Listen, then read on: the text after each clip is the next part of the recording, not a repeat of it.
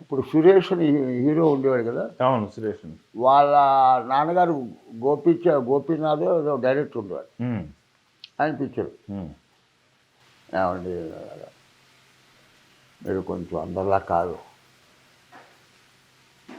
1,00,000 2,00,000 అడిగాడు, 1,50,000. నీకే చెప్తున్నా, నువ్వు వెళ్ళి మళ్ళీ ఇంకోటి 1,50,000 చేసే సోమరావు గారు అంటే కాదు. ఓకే నీకు మాత్రమే అంతే.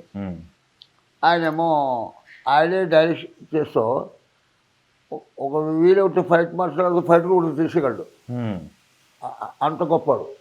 సకల కళ వల్ల బొడలాగా ఆయన అన్నీ.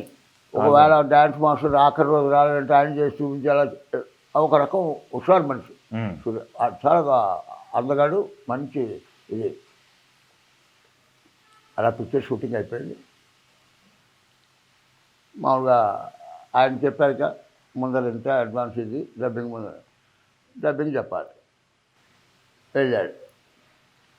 రేపు ఖాళీ లేదు, రేపు వేరే పిక్చర్ డబ్బింగ్, ఎల్లుండి పెట్టుకోవాలి. ఓకే అండి. ఎల్లుండి వచ్చాడు. ఏమండి డబ్బింగ్ అది డబ్బు తెచ్చావా? చాలా. నీకేం చెప్పా? తక్కువ చేశాక డబ్బింగ్ అప్పుడు ఇంకా మిగతా బ్యాలెన్స్ ఇవ్వాలన్నాక ఆ 25,000 ఇవ్వాలి. ఇప్పుడు లేవుండే తర్వాత నేను చెప్పాను. నేను తక్కువ చేసా, నా ప్రిన్సిపల్.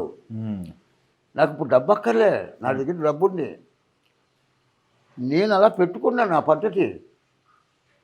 ఆయన వెళ్ళిపోయాడు. వెళ్ళిపోయాక ఆయన దగ్గర డబ్బులు రావాలి లేవు. ఫస్ట్ కాపీ చూస్తే కానీ డిస్ట్రిబ్యూటర్లు డబ్బులు ఇవ్వరు, డేట్ ఇవ్వరు.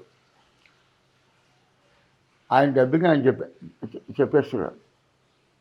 ఎవడు గోపీనాథ్, ఎవడు సోమవాడు, ఇది ఎవరో చెప్పారు. వాళ్ళు పిలిచి మా ఊళ్ళకి దండం పెడతాడు. ఏమో నా వాయిస్ కూడా చెప్పేస్తాడు. అట్లా చేయాలి, వెళ్ళి డబ్బింగ్ చెప్పొచ్చి నువ్వు మామూలు కాదురా బాబు అని నవ్వుకుంటూ వెళ్ళిపోయాడు.